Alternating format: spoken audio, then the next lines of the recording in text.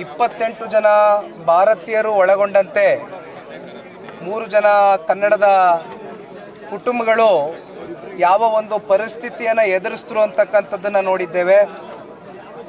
ಅದಕ್ಕೆ ತಕ್ಕವಾಗೆ ದೇಶದ ಗೌರವಾನ್ವಿತ ಪ್ರಧಾನಮಂತ್ರಿಗಳು ಭಾಳ ದಿಟ್ಟವಾದಂಥ ಒಂದು ಹೆಜ್ಜೆಯನ್ನು ಇಟ್ಟಿದ್ದಾರೆ.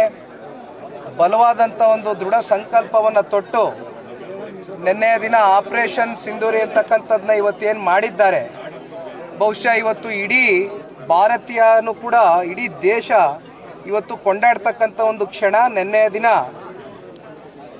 ಆ ಕುಟುಂಬದಲ್ಲಿ ಏನು ಅವರ ಮನೆಯವ್ರನ್ನ ಕಳ್ಕೊಂಡಿರ್ತಕ್ಕಂಥ ಆ ಒಂದು ಹೆಣ್ಣುಮಗಳ ಹಣೆ ಮೇಲೆ ಇದ್ದಂಥ ಆ ಒಂದು ಕುಂಕುಮವನ್ನು ಏನು ಅಳಿಸಿದ್ರು, ಅದನ್ನು ಇವತ್ತು ನಿನ್ನೆಯ ದಿನ ದೇಶದ ಗೌರವಾನ್ವಿತ ಪ್ರಧಾನಮಂತ್ರಿಗಳ ಒಂದು ಏನು ತಾಕೀತ್ ಮೇರೆಗೆ ನಿನ್ನೆಯ ದಿನ ಆದಂಥ ಈ ಒಂದು ಆಪರೇಷನ್ ಸಿಂಧೂರಿ ಏನಿದೆ, ನಿಜಕ್ಕೂ ಕೂಡ ಪ್ರತಿಯೊಬ್ಬ ಭಾರತೀಯನು ಇವತ್ತು ಮೆಚ್ಚುಗೆ ಪಡಿಸ್ತಕ್ಕಂಥ ಒಂದು ಕೆಲಸವನ್ನು ಮಾಡಿದ್ದೇವೆ.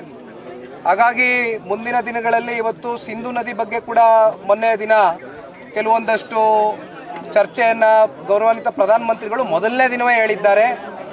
ಸಿಂಧು ನದಿ ಅಂತಕ್ಕಂಥದ್ದು ಇವತ್ತು ನಮ್ಮ ಭಾರತ ಮೂಲದಿಂದ ಇವತ್ತು ಪಾಕಿಸ್ತಾನಕ್ಕೆ ಏನು ಹರಿದು ಹೋಗುತ್ತೆ, ಇವತ್ತು ಅದನ್ನು ಕೂಡ ಇವತ್ತು ಹತ್ತತ್ರ 80% ಜನ ಇವತ್ತು ಪಾಕಿಸ್ತಾನರು ಆ ಸಿಂಧು ನದಿ ಮೇಲೇ ಇವತ್ತು ಅವಲಂಬಿತರಾಗಿ ಜೀವನ ಮಾಡ್ತಾ ಇದ್ದಾರೆ.